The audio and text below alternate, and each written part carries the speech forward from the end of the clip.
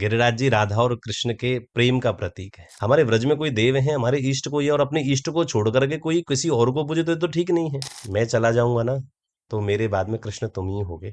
मेरा स्वरूप मैं तुमको देके जा रहा हूं। कलयुग में भगवान श्री कृष्ण की उपासना करते हैं, उनकी भक्ति करते हैं, तो उनके लिए श्री गिरिराज जी का दर्शन साक्षात कृष्ण जैसा ही है। कृष्ण ही है गिरिराज जी, हम्म ऐसा बोलना चाहिए। संकट मोचन तो हम हनुमान जी को बोलते हैं, हम्म। लेकिन यहाँ पे संकट मोचन गिरिराज जी को भी बोलते हैं। जी बिल्कुल। अच्छा, मेरी पूजा छोड़ दी इन ब्रजवासियों ने, एक काम करो पूरे व्रज को बहा दो। अच्छा, जब हम पूरी परिक्रमा करते हैं तो कुछ कुछ स्टॉप पड़ते हैं वहां, हाँ। जहाँ पे पूजा करते हैं लोग, हम्म। दूध चढ़ाते हैं, तो वो कौन से मेजर स्टॉप हैं? व्रज की तीन मुख्य मंदिर हैं व्रज में गिरिराज जी से।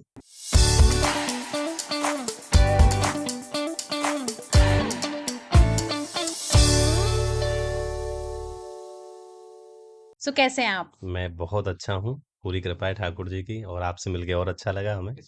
तो आप गिरिराज जी से हैं, क्योंकि जी। सबसे पहले मैं आपसे पूछना चाहूंगी गिरिराज जी का महत्व क्या है?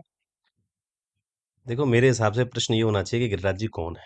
हम्म पहले हम किसी के बारे में जाने कि वो कौन है, हम्म उसके बाद में हम उनके महत्व की बात करेंगे, है ना। जी।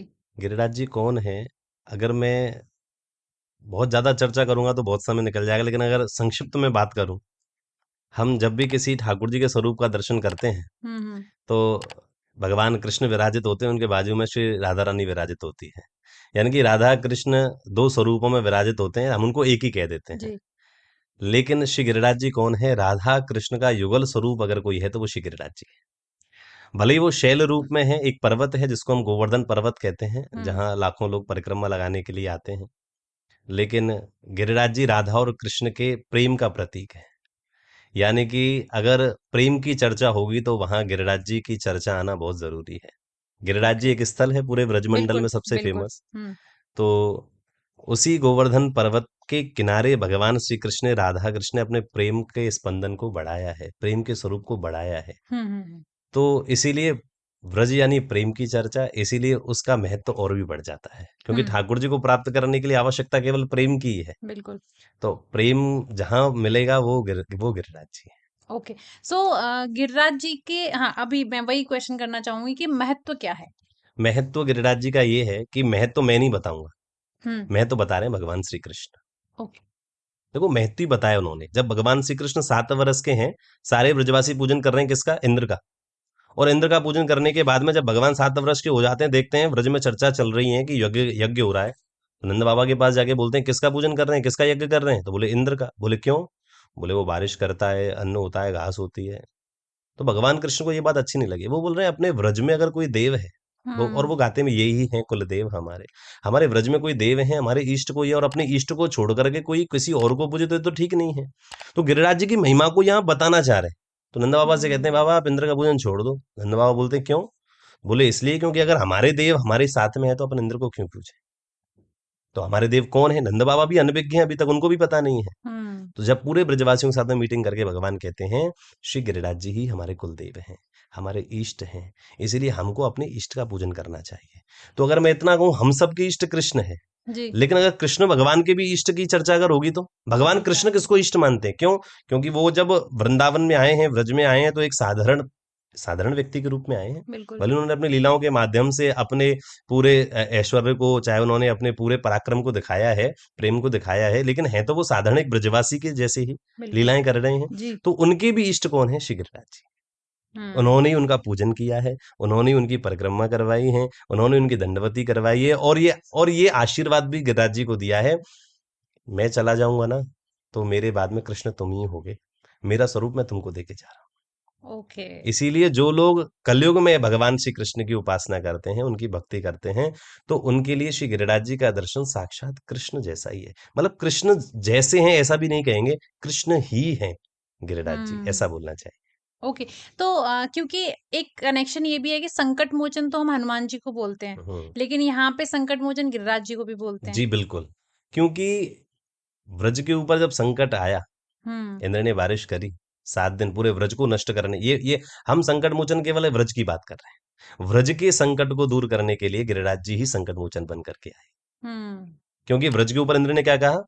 अच्छा, मेरी पूजा छोड़ दी इन व्रजवासियों ने, एक काम करो पूरे व्रज को बहा दो। तो सांबर तक मेघमालाओं को इंद्र ने भेजा और इंद्र को भेज करके वहां इतना बारिश बरसा, लेकिन एक बूंद तो नीचे नहीं आई। क्यों? 7 वर्ष के भगवान कृष्ण ने अपने नख पे गिरिराज जी को धारण कर लिया। बिल्कुल। तो सारा पानी जो है वो व्रज के ऊपर आया ही नहीं। तो हुँ, समस्त व्रज की रक्षा करने वाले कौन है? वो श्री गिरिराज जी। इसलिए उनको ब्रजवासी अपने संग, और आज भी कर रहे हैं। तब हुँ। नहीं कर रहे, आज भी कर रहे हैं, ऐसा भाव। तो जो गिरिराज जी की जो गोवर्धन पर्वत है, उसकी 2 परिक्रमा है। हाँ जी। उन दोनों का क्या महत्व है और 2 क्यों बताई जाती हैं? वैसे गिरिराज जी के दो है नहीं, हमने अपनी सुविधा के अनुसार दो बनाई हैं। गिरिराज हुँ, जी की केवल, और अगर अगर देखा जाए तो चार है। अच्छा। हाँ, देखा जाए तो परिक्रमा चार हैं, लेकिन मेन परिक्रमा एक ही है। हम सब लोगों ने अपनी सुविधा के अनुसार उनको दो भागों में डिवाइड कर दिया है। हुँ, एक 4 कोस की, एक 3 कोस की। वैसे गिरिराज जी की जो परिक्रमा है वो केवल और केवल 7 कोस की है। वैष्णव जन 7 कोस की ही परिक्रमा करते हैं। हुँ, और 4 कोस है, 1 कोस है ना 3 किलोमीटर। हुँ। तो किसी ने अपनी सुविधा के अनुसार उनको डिवाइड कर दिया कि चलो हम एक बार में जो पूरी नहीं कर सकते, तो बोले एक बार में हम आधा कर लेंगे और एक बार में फिर वो आधा कर लेंगे। मतलब दूसरे दिन कर सकते हैं या फिर सेम डे पे ल- पॉज़ लेके? पॉज लेके तो करने का कोई मतलब ही नहीं है, लेकिन लोग सेम डे भी कर लेते हैं, कैसे भी कर लो, वो कोई दिक्कत नहीं है। लेकिन उसको दो भागों में जब बांट दिया है, वैसे बांटना नहीं चाहिए। गिरिराज जी की केवल एक ही परिक्रमा है। हुँ, ये बांटा है लोगों ने अपने सहूलियत के हिसाब से। पौराणिक इसका कोई उल्लेख नहीं है कि दो परिक्रमा है। अच्छा, परिक्रमा एक ही है, वो 7 कोस की, अच्छा। जो अच्छा 21 किलोमीटर हम की। लोग जब जाते थे तो वहाँ पे एक पूछरी का लोटा भी पड़ता है, बराबर है। वो क्या है? देखो, पूंछरी का लोटा भगवान का सखा है।